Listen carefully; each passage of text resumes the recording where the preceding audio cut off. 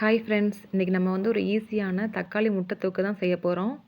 சுட சுட சாதத்துக்கு, சப்பாத்திக்கு சூப்பராக இருக்கும். 10 நிமிஷத்தில் செஞ்சு முடிச்சிடலாம். எப்படி பண்ணுறதுன்னு பார்க்கலாம் வாங்க.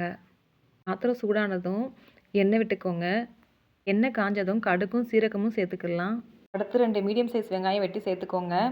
இப்போ 3 பச்சை மிளகாய் கட் பண்ணிவிட்டு சேர்த்துருக்கேன். வெங்காயம் பச்சை மிளகாய் வதங்கினதும் தக்காளி சேர்த்துக்கலாம். நான் 5 தக்காளி சேர்த்துருக்குறேன். உப்பு போட்டு வேக வச்சிடலாம்.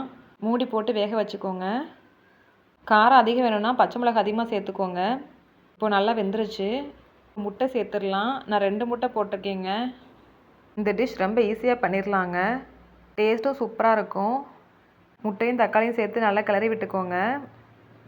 ரெண்டும் சேர்ந்து நல்லா வேகணும். நல்லா வெந்ததுக்கு அப்புறமா கொத்தமல்லி சேர்த்துக்கலாம். தாங்க ஈஸியான தக்காளி முட்டை தொக்கு ரெடி ஆயிடுச்சு. இந்த மாதிரி பண்ணி கொடுத்தீங்கன்னா குழந்தைங்க நல்லா சாப்பிடுவாங்க. காரம் அதிகமாக வேணும்னா பச்சை மிளகாய் அதிகமாக சேர்த்துக்கோங்க. நீங்களும் செஞ்சு பார்த்துட்டு கமெண்ட் பண்ணுங்கள் ஃப்ரெண்ட்ஸ். என்னோடய வீடியோ உங்களுக்கு பிடிச்சிருந்தா லைக் பண்ணுங்கள், ஷேர் பண்ணுங்கள், கமெண்ட் பண்ணுங்கள். மறக்காமல் சப்ஸ்கிரைப் பண்ணுங்கள்.